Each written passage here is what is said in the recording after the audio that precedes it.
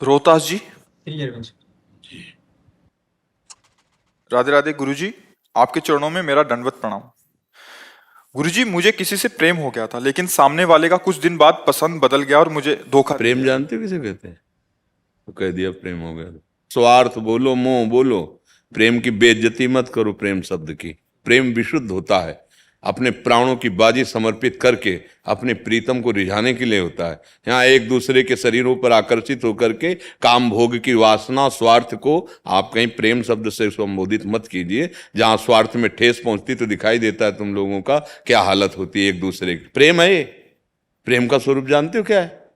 तभी मना करते हैं कि जो नई अवस्था के बच्चे हो, अभी पाणी ग्रहण संस्कार हुआ, अपने जीवन का नाश कर रहे हो, इसके बाद समझते हो हम प्रेम कर रहे हैं, ये हमारा कर्तव्य है। ये तुम्हारा कर्तव्य है। इस समय व्यायाम करके या अपने धर्मानुष्ठान के द्वारा अपने ब्रह्मचर्य को ठीक करते हुए, इंद्रियों को सदमार्ग में विद्या अध्ययन के द्वारा विनय आदि सद्गुण प्राप्त करते हुए, राष्ट्र सेवा या भक्ति भावना या अपने माता पिता की सेवा, उत्तम कार्यों के द्वारा धन को, इसमें बुद्धि लगानी चाहिए कि इसमें लगानी चाहिए? आज शासन ही तो हट रहा है ना, धर्मशास्त्र का शासन मान रहे हैं, ना माता पिता का शासन मान रहे हैं। तो क्या समझ, यही दुर्दशा हो गई। दुर्दशा यही हो रही है, यही दुर्दशा हो रही है। फिर आगे जानते हो क्या करोगे? इस शरीर को नष्ट करने की सोचोगे। मर्जी वही लिखा है हाँ, पूरा। वही लिखा कि हम पहले बता रहे हैं। जब पापाचरण करोगे, व्यभिचार प्रवृत्तियों में उतरोगे, अभी तुम्हारी क्या अवस्था है? ये अवस्था तुम्हारी व्यभिचार करने की है कि ब्रह्मचर्य से रह करके विद्या अध्ययन करना, सतमार्ग पर चलना, इसके लिए है। फिर इसके बाद ये डिप्रेशन आ जाएगा और फिर इसी भाव में आ जाओगे। बच्चा, अभी अवस्था अनुशासन में रह करके जीने की है।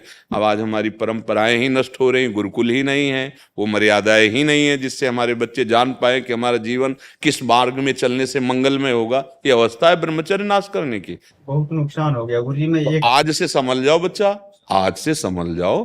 अब लो नशानी अब ना नसइयो, कोई नहीं, शांति से। हमसे फिसलन हो गई, हमसे गलती हो गई, उसको संभालो। अब उसको इतना दिमाग में ना ले लो कि आप डिप्रेशन में पहुंच जाओ। आप शरीर नाश के विषय की बात सोचो। गलती सबसे हो जाती है, मार्ग में चला जाता है, कभी त्रुटि हो जाती है, ये बहुत बड़ी गलती है। क्योंकि इस समय ये गलती करने का अवसर नहीं है। माया का ऐसा प्रवाह है, यौवन का ऐसा प्रवाह, यौवन ज्वर के ही नहीं बलकावा। गलती हो सकती है, पर गलती में फंसे रहना या गिरकर उसी के चिंतन में सड़ते रहना दिमाग को, ये नहीं। नहीं, मानव जीवन इसलिए नहीं मिला। सत्संग करो, स्वाध्याय करो, विवेक प्रकट करो बुद्धि में, और तत्काल उसको काटना सीखो, आगे बढ़ो। नहीं, मन तो ऐसा फंसा देगा, जीवन जेल में बने रहोगे। पूरी सृष्टि जो भगवान के ईश्वरी शक्ति से चल रही, उसको पहचानो। उस ईश्वर ही सब में है।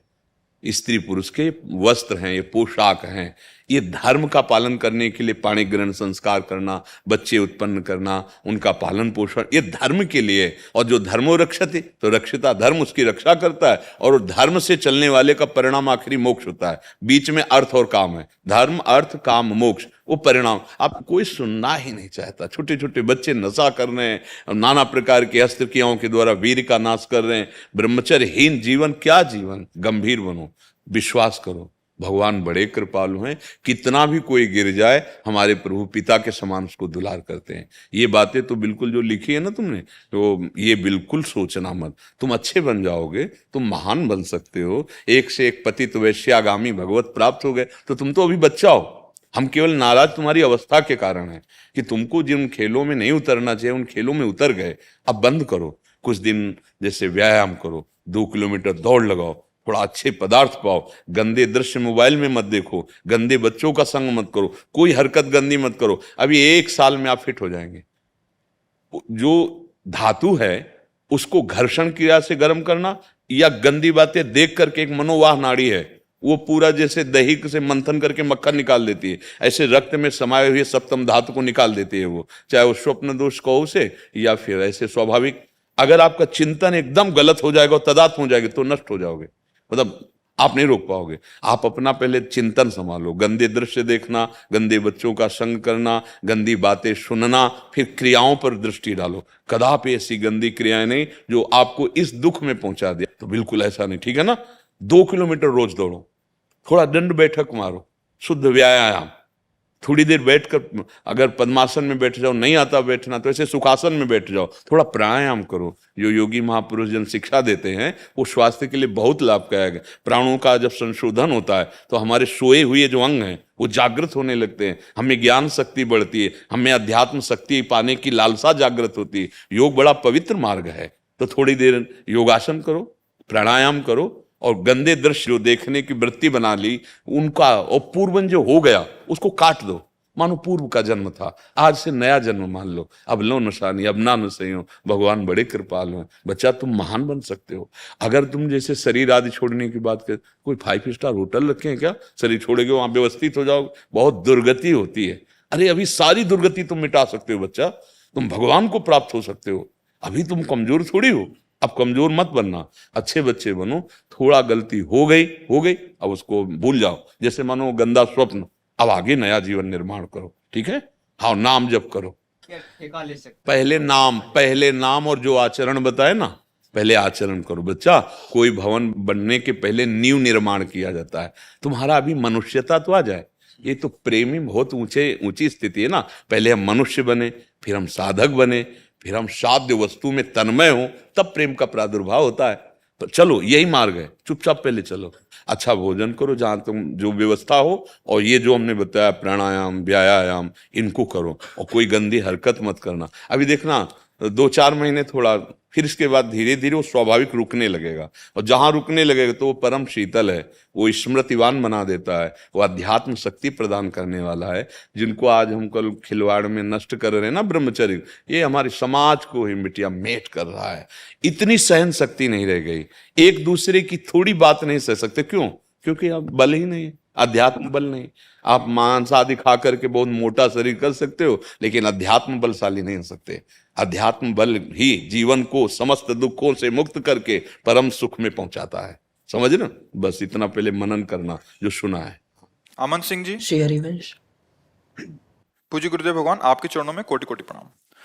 महाराज जी, मेरा प्रश्न यह है कि मैं राधा नाम संकीर्तन हेतु बाहर जाता हूँ जहां बहुत मान सम्मान मिलता है। मैं विरक्त मार्ग पर भी चलना चाहता हूँ। हमेशा डर बना रहता है कि इस माया के चक्कर में ना पड़ जाऊं कहीं। महाराज जी, मेरा मार्गदर्शन करें, कैसे सावधान देखो, हमारी प्रार्थना है कि जब तक भगवत साक्षात्कार ना हो जाए, चना भून ना जाए, तब तक बहुत होश में रहना चाहिए।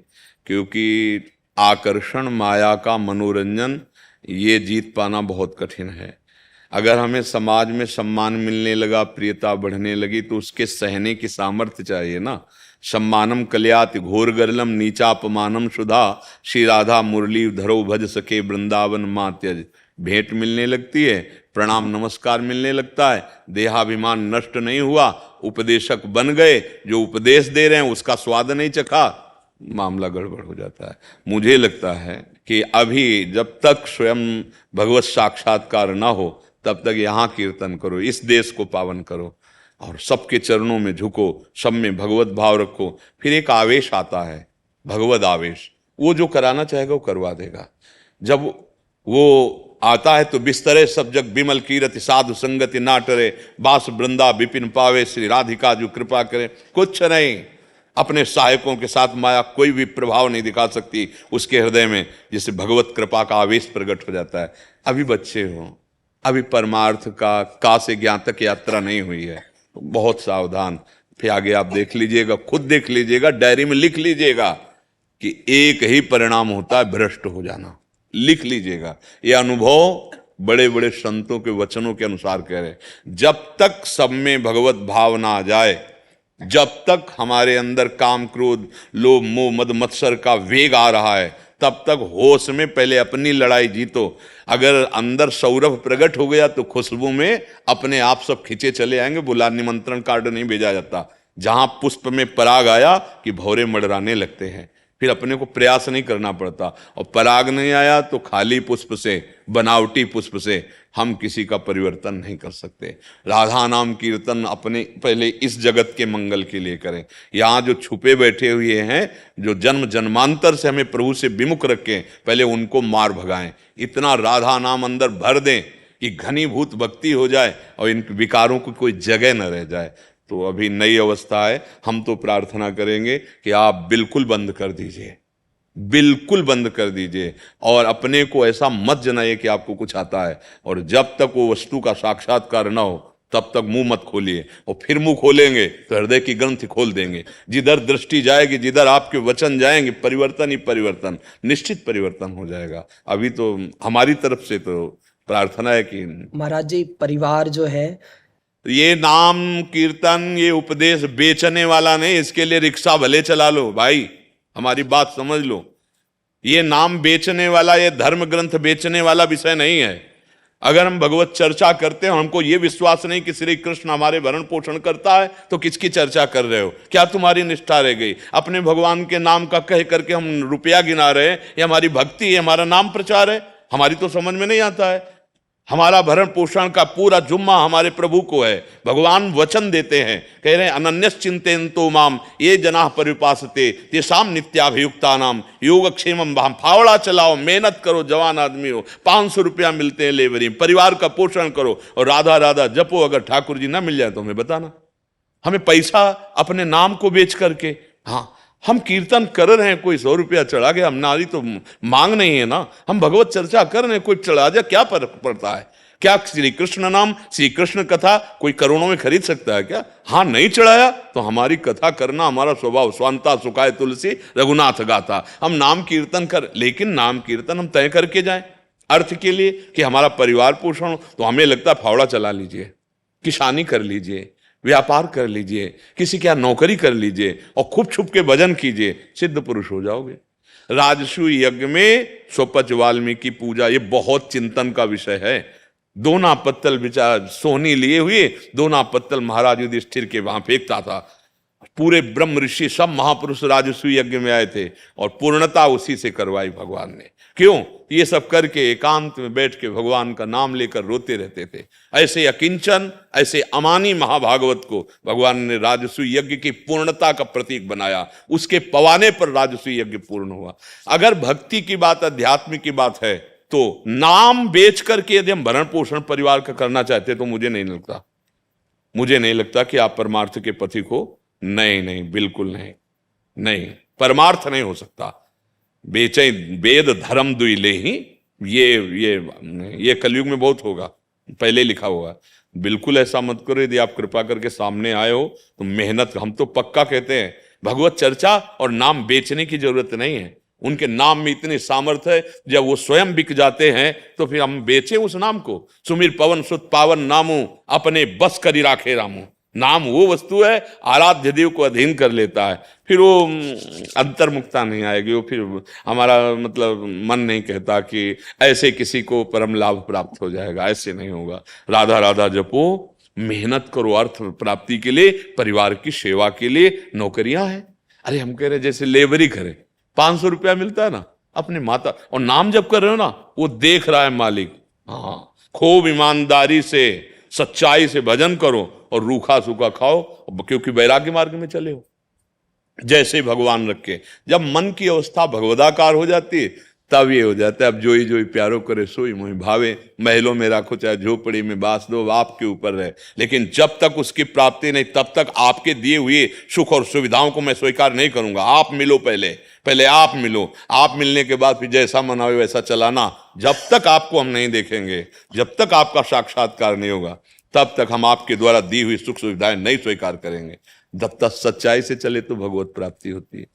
हम तो प्रणाम करते हैं उनको जो रिक्शा चलाते हैं, वृंदावन वास करते हैं, सत्संग सुनते हैं, नाम जप करते हैं, मेहनत करते हैं, मेहनत करके खाते। न प्रणाम उनको कोई कर रहा है और न भेंट ले रहे हैं, बढ़िया भजन उनका सुरक्षित बच रहा है और मेहनत करके परिवार का पोषण सीधा हम वास कर रहे हैं। तो अगर वैरागी है तो रात दिन हमारी केवल एक ही ड्यूटी है, अनन्य चेता सततम यो माम स्मृति नित्यशा। रात दिन भगवान का चिंतन और सुखी रहे समाज। हम जिससे वस्त्र लेते हैं, जिससे भोजन लेते हैं, भजन का हिस्सा जाता है। जाओ सर्वे भवन्तु सुखिनः सर्वे सन्तु। जो संत जन है ना, बोले ना बोले, अपने आप आशीर्वाद जाता रहता है, क्योंकि भजन कर रहे ना, उनका प्रभाव। जैसे प्रणाम कर रहा है तो भजन कट के उसके पास जाता है। कुछ शरीर पोषण के लिए तो उस जो हम ले रहे हैं तो भजन का हिस्सा जाएगा। अब अगर सोचो भजन आनंदी नहीं है तो कर्जा ही चढ़ेगा। उतना ही प्रयोग करो जितनी आवश्यकता, और डट के भजन करो तो भगवान प्रसन्न हो जाएंगे। वैराग्य और गृहस्थी में मेहनत करो। हमें ये मार्ग नहीं चयन करना, जैसे आपने कहा ना कि हम नाम कीर्तन करके परिवार, ना भाई ना, ये मार्ग बहुत खतरे में फंस जाओगे, निकलना मुश्किल हो जाएगा। जैसे नाम प्रचार है ना, तो आप जितने भी नाम प्रचारक हुए सब सिद्ध पुरुष हुए, सिद्ध महापुरुष हुए। आप देखो श्री प्रभुपाद जी महाराज ऐसे लोगों में नाम प्रचार किया जो हमारे नाम को जानते ही नहीं थे, जो हमारे इस मार्ग को जानते ही नहीं थे, उनकी बुद्धि को पवित्र किया। श्री नित्यानंद महाप्रभु, ठाकुर हरिदास जी शराब पी रहा था, सामने पी रहा था, वो जगाई मधाई शराब के नशे में भी था, शराब भी पी रहा था, प्रहार किया उनके ऊपर, उनका ये सिद्ध पुरुष महापुरुष। हमारी सामर्थ्य है माया के प्रहार को हम सह जाएं। आप सोचो, इतने सिद्ध महापुरुष हैं, 3 दिन लगातार नवीन वैश्या उनको भ्रष्ट करने के लिए गई ठाकुर हरिदास जी के लिए, वो भजन करने वाली बन गई, उनकी वृत्ति नहीं बिगड़ी। बच्चा पहले परिपक्व बनो और धन कमाने के लिए व्यापार करो। ये मतलब ये ठीक नहीं है कि हम भगवान का यश बेचें या भगवान का नाम बेचें। हमने कीर्तनकारों को देखा है, हमारे यहाँ एक आते थे श्री कीर्तनिया बाबा जी, नहीं आते थे, हाँ आंसू चल रहे हैं, 2 घंटे 3 घंटे ऐसा नाम कीर्तन छा जाता। पर उनका नियम था, श्री जी के प्रसाद के सिवा वो जहां कीर्तन करते थे कुछ नहीं लेते थे। जो भोग ठाकुर जी को लगा, ऐसे भोजन वो अपनी कुटिया में पाएंगे, आके भोजन भी वहां नहीं पाएंगे, और पैसा और लेने, तो ये दशा थी जहां और राधा ऐसा लगता है कि बाबा गाते ही रहे। तो मुझे लगता है ये है भगवत प्राप्ति के लिए, और ये जीवन जीने के लिए। तो जीवन जीने के लिए मेहनत कर लो, पैसा कमाओ, परिवार का पोषण करो, और भगवत प्राप्ति के लिए, परिवार का मंगल करने के लिए राधा नाम जप करो। हमारी ऐसी प्रार्थना है। मनीष जी मिर्जापुर से। राधा वल्लभ श्री हरिदास। गुरुदेव आपके चरणों में कोटि कोटि प्रणाम। महाराज जी, मैं पिछले 9 महीने से YouTube के माध्यम से आपके अमृतमय वाणी को सुनने और जीवन में उतारने का प्रयास आपकी ही कृपा से कर रहा हूं। आपकी कृपा से अभक्ष भोज एवं पेय पदार्थों का भी पूर्णतः त्याग कर दिया है। भगवान, इस शरीर को जेल विभाग में कर्म करने का अवसर प्राप्त हुआ है, जहां पर जेल विभाग में जहां आपराधिक प्रवृत्तियां व नकारात्मक विचार की बहुल्यता है। परंतु महाराज जी, आपकी कृपा से इन दुर्गुणों का प्रभाव ना पड़कर प्रिया प्रीतम की दर्शन की लालसा बढ़ रही है। महाराज जी, यही था कि ऐसी आपकी कृपा बनी रहे। यही धन्यवाद है कि आप वचनों को स्वीकार किए। तो कुसंग, वो तो कुसंग का गढ़ है, वहां जितने गए सब कुसंगी ही गए हैं। जेल में कुसंगी तो गए हैं, उनके बीच में रहकर आपके मन में प्रिया प्रीतम के प्रति भाव आ रहा है। तो यही होता है भगवत वचनों का प्रभाव। जित संग दोषा अध्यात्म नित्या विनिवृत्त कामा, जो भगवत प्रेमी महात्माओं के वचनों का आश्रय ले लेता है। तो देखो, ऐसे कुसंग में रहते हुए भी आपके हृदय में ये बात आ गई कि मुझे प्रिया प्रीतम की प्राप्ति करना है। ये सबसे बड़ी बात है, ये सबसे बड़ी बात है। अगर आप यहाँ हमारे आसपास रहते होते और ये बात बोलते तो कोई खास बात नहीं थी, क्योंकि यहाँ परमाणु बिछे हुए हैं, यहाँ भाव बिछा हुआ है। लेकिन आप ऐसी जगह रह रहे हैं जहां केवल कुसंग ही कुसंग है, और उस जगह आप वाणी श्रवण करके ये निश्चय करते हैं कि मुझे प्रिया प्रीतम की प्राप्ति का, तो अहोभाग्य है आपका। कोई पूर्व जन्म का सुकृत उदय हुआ है, जो संतों की वाणी पर ऐसी श्रद्धा और भगवान से मिलने की चाह, मिलने की यही चाह ऐसी प्रबल हो जाए कि जैसे प्यासा आदमी कई दिन का हो, उसे रबड़ी पिलाई जाए तो नहीं पिएगा, वो कहेगा पानी।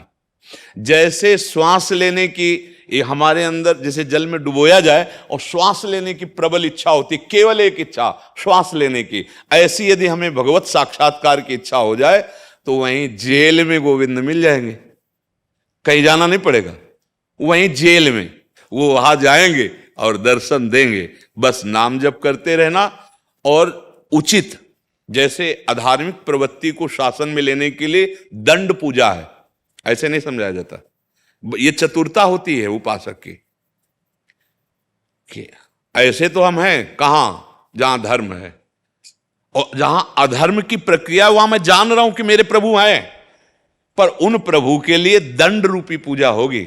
अगरबत्ती धूप बत्ती हाथ जोड़ना नहीं होगा, क्योंकि वो कुसंगी बुद्धि वाले ऐसे नहीं माने, पर उनमें भी भगवत भाव कर ला है।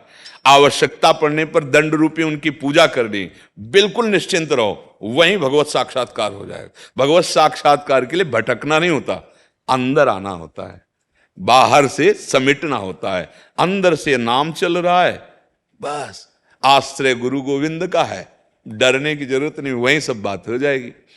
एक प्रताप राय जी के बहुत संपत्ति का कारोबार चलता, तो बड़े महान भागवत थे प्रताप राय जी, उनका चरित्र है।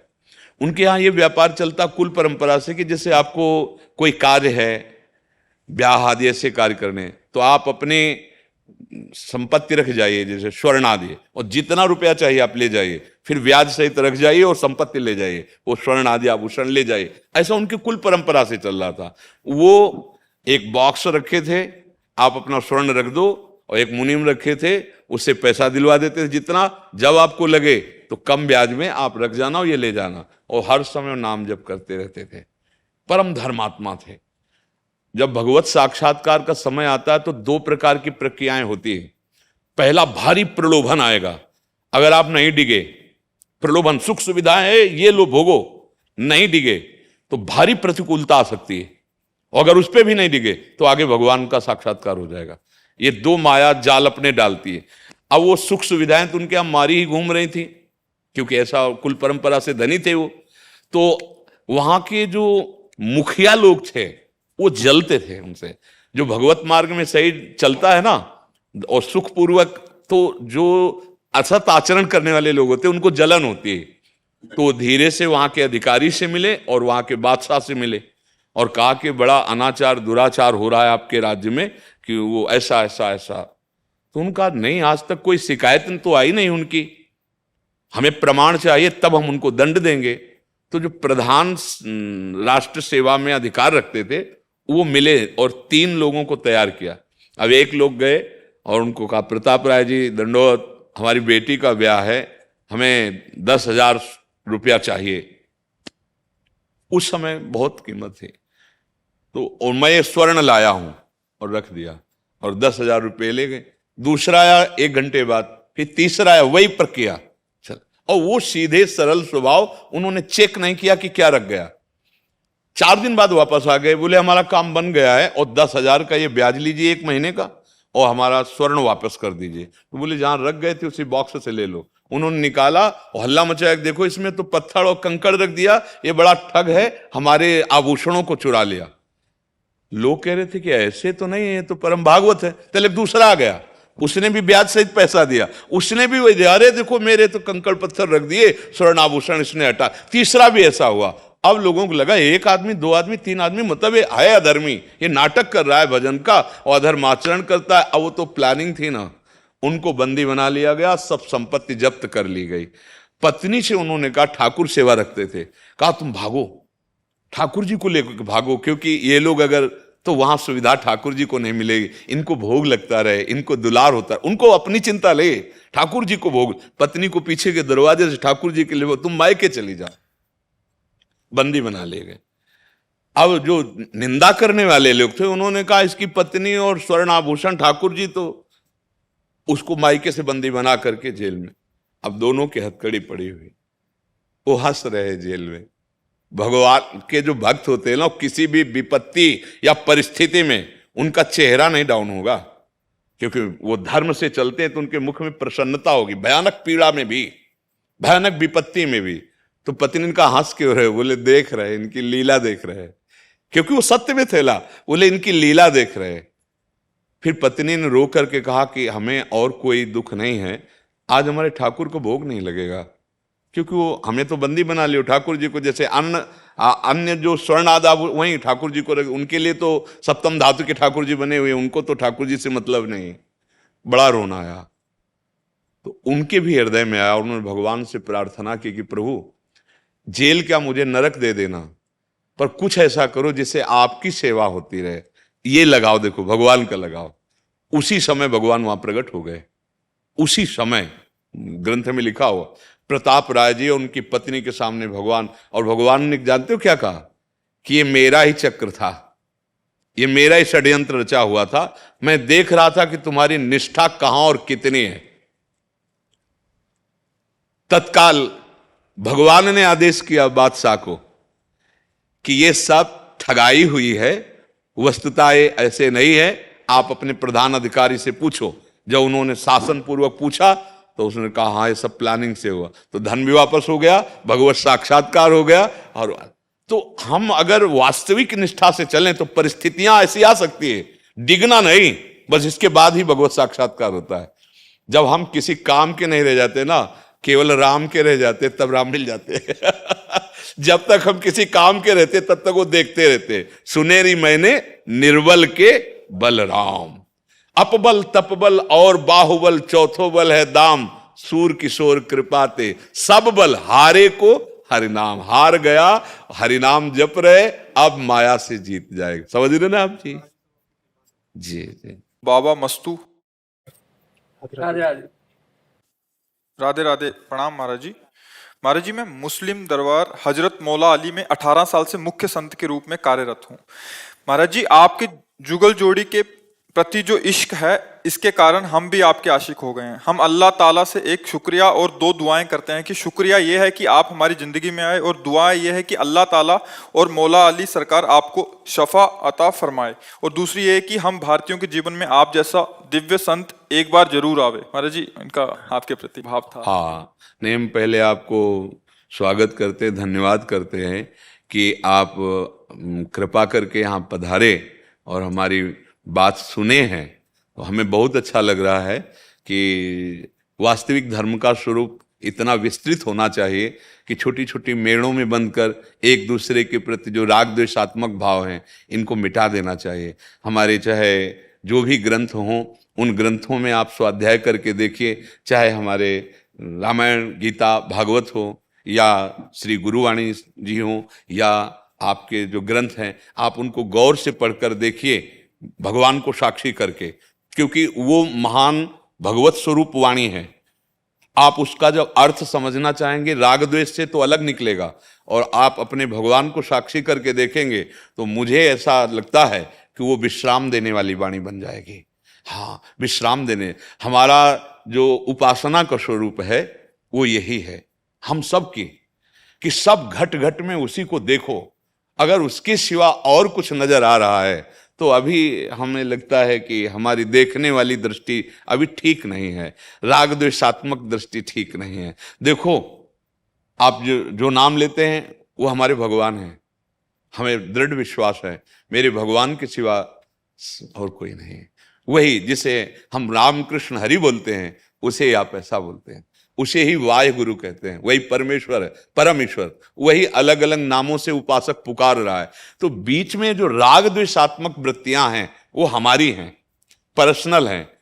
जैसे बिजली दो तार में चलती है, ऐसे ये राग और द्वेष, अनुकूलता और प्रतिकूलता, मान और अपमान, अपना और पराया, इसी पे माया मन को विचरण कराती है।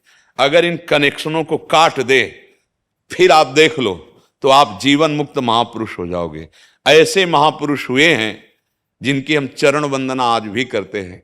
कहीं भी हो, किसी भी जगह हो, जब ऊंचाई पर पहुंचते हैं तो सब एक ही नजर आता है, और जब तक बहुत नीची धरा में रहते हैं तो ऊंचा और नीचा समझ में आता है, अपना और पराया समझ में आता है। पहले तो हम मन से आपको प्रणाम करते हैं कि आपने वास्तविक धर्म के स्वरूप को समझा और आप यहाँ तक कृपा करके आए।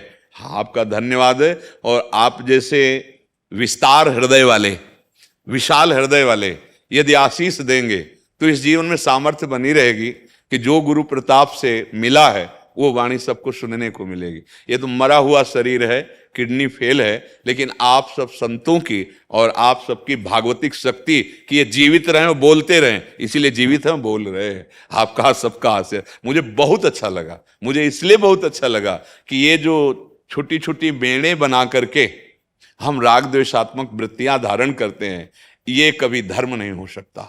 धर्म का बहुत विशाल हृदय होता है। आप देखो, हमारे गुरु ग्रंथ साहब में सब संतों की वाणी है। क्या दिखाया है गुरु ग्रंथ साहब, क्या दर्शा रहे हैं कि हमारा जो स्वरूप है वो सब की वाणियों में विराजमान है। जो सब संतों की वाणियों में विराजमान, वही मैं हूं, दूसरा कोई नहीं हूं। ऐसे ही जितने भी हमारे धर्म ग्रंथ है वो सब एकता सिखाते हैं। अनेक को एक में करके और लीन हो जाए, यही जीवन मुक्त अवस्था है, चाहे चाहे जिस मार्ग का पथिक हो। आज हम सब अपने मार्गों से भटक रहे हैं, छोटे छोटे शब्द बोलकर, छोटी छोटी भावनाओं में एक दूसरे का अपमान करते हैं, एक दूसरे को हिंसात्मक वृत्ति से देखते हैं। मुझे तो नहीं लगता कि वो धर्मात्मा है या वो धर्म के ज्ञान रखने वाले हैं, ऐसा नहीं है। इसलिए हमें बहुत अच्छा लगा कि आप पधारे, आप कृपा करें, तो आपको भी माला पहनाइए, हाँ, और सम्मान कीजिए। हम प्रणाम करते हैं आपको कि आप में इतनी हिम्मत आई कि आप कृपा करके यहाँ तक पधारे। हाँ, बिल्कुल। सोमा यादव जी, प्रिय प्रकाश जी, राधा वल्लभ श्री हरिवंश। महाराज जी, श्री जी की कृपा एवं आपके सत्संग के प्रभाव से हमें भगवत प्राप्ति की इच्छा जागृत हो गई है। यद्यपि हम पति पत्नी संतान उत्पत्ति में सक्षम हैं, परंतु हमारा लक्ष्य सिर्फ भगवत प्राप्ति की राह पर चलना है, अर्थात हम संतान उत्पन्न नहीं करना चाहते। गुरुजी, हमने सुना है कि गृहस्थ जीवन में संतान उत्पत्ति अनिवार्य है। महाराज जी, हमारा मार्गदर्शन करें कि हम क्या करें। अभी हम भगवत प्राप्ति करना चाहते हैं। तो संतान उत्पत्ति क्रिया भगवत प्राप्ति में कोई बाधक नहीं है, उसे भगवान के ऊपर छोड़ दो, तुम्हारे प्रारब्ध में होगा तो हो जाएगी। तुम संकल्प क्यों करते हो कि मैं करूंगा या नहीं करूंगा? दोनों फंसने वाली बातें हैं। नहीं करूंगा तो उतने बाधक है, करूंगा उतने बाधक है। तो इस संकल्प को भगवान के ऊपर छोड़ दीजिए। उनकी इच्छा होगी, संतान का संयोग होगा तो तुम्हारे ना चाहने पर भी हो जाएगा, और अगर नहीं है तो प्रयास करके देख लो, नहीं होगा तो वो तो ऊपर छोड़ दो। अब हमारा लक्ष्य है भगवत प्राप्ति। अब कैसे होगी, इस बात को केवल समझना है। पत्नी में, परिवार में, सब में प्रभु बैठे हुए हैं। वो केवल आपकी भावना के कारण पत्नी बने हुए हैं, पुत्र बनते हैं, पिता माता सब दिखाई दे रहे हैं, वस्तुतः भगवान ही हैं। हर घट में केवल भगवान बैठे हुए हैं। ये सच्ची बात तुमसे कह रहा हूं, उनके सिवा कोई नहीं। इस नाटक को जो जान जाए वो जीवन मुक्त हो जाए।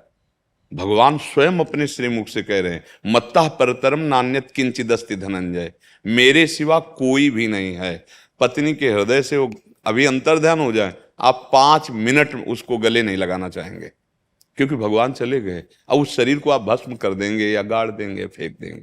हम सब अनजाने में भगवान से ही प्रेम करते हैं। बस भगवत प्राप्ति इसी भाव से होती है।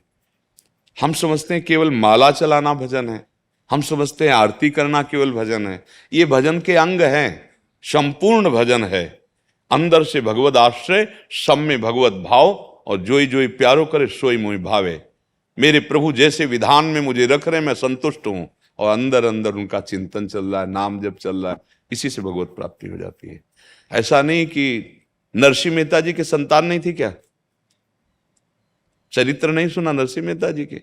पुत्री थी, पुत्र थे, क्या वो भगवत प्राप्त महापुरुष नहीं? अरे सेवक की भांति भगवान खड़े रहते थे, जहां पुकारते तो सेवक की भांति। ऐसे महान प्रेमी नरसिंह मेहता जी।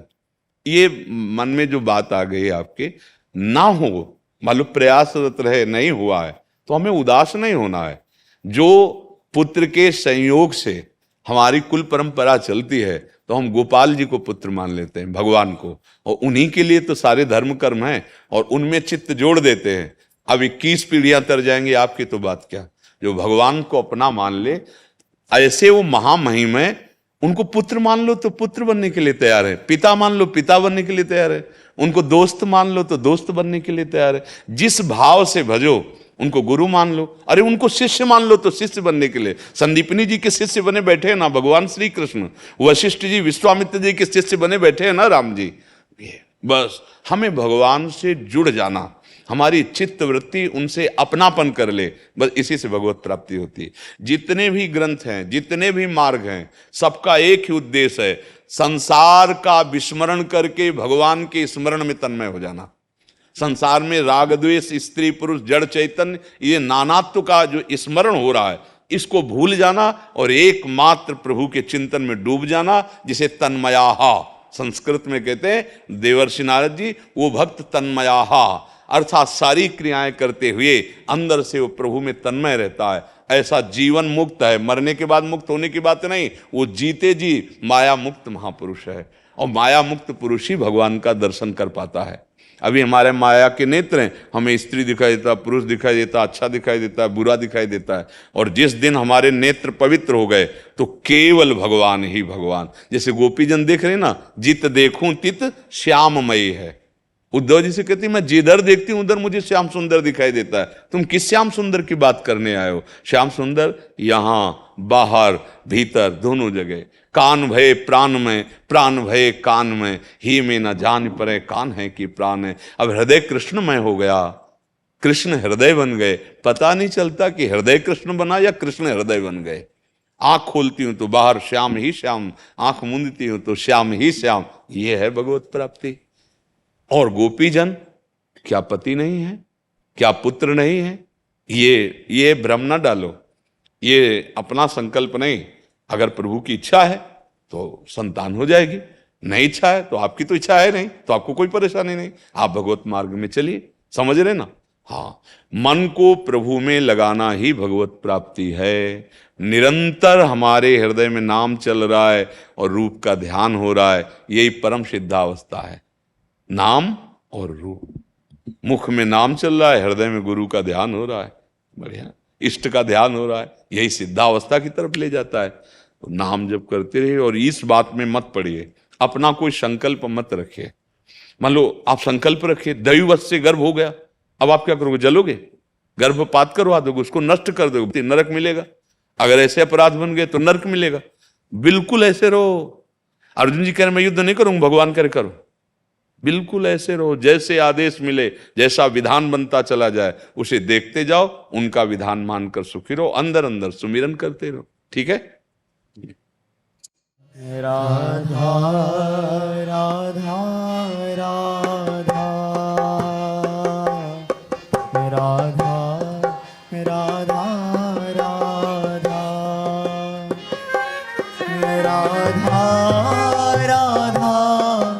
राधा राधा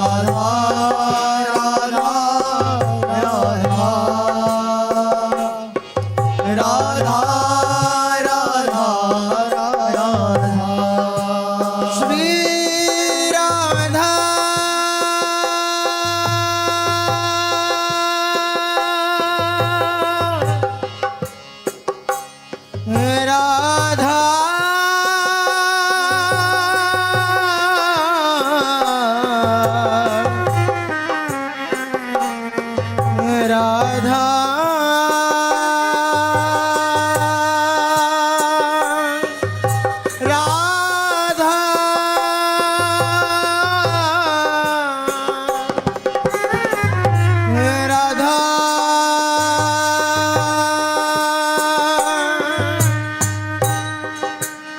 श्री राधा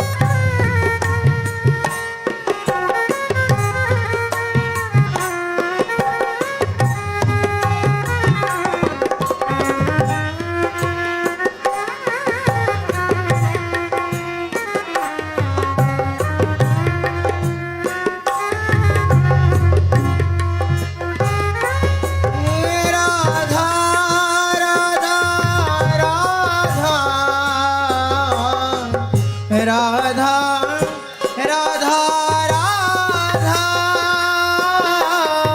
राधा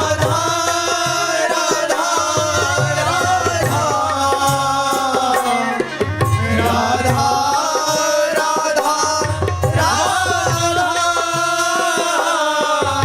राधा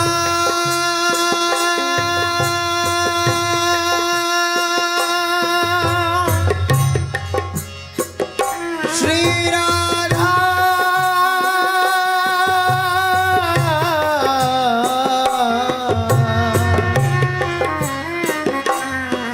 राधा राधा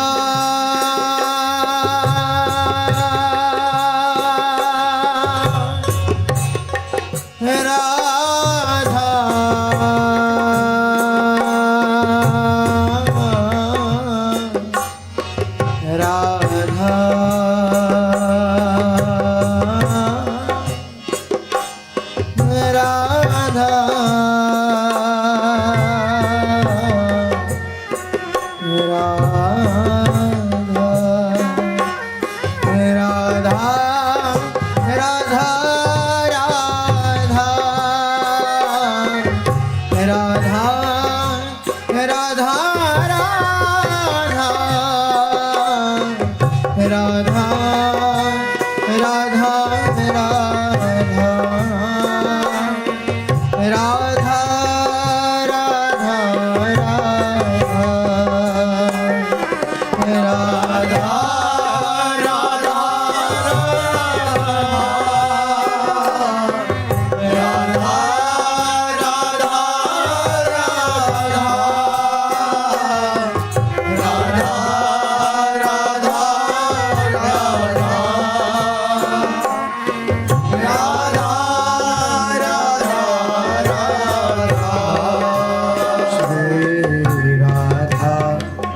राधा राधा राधा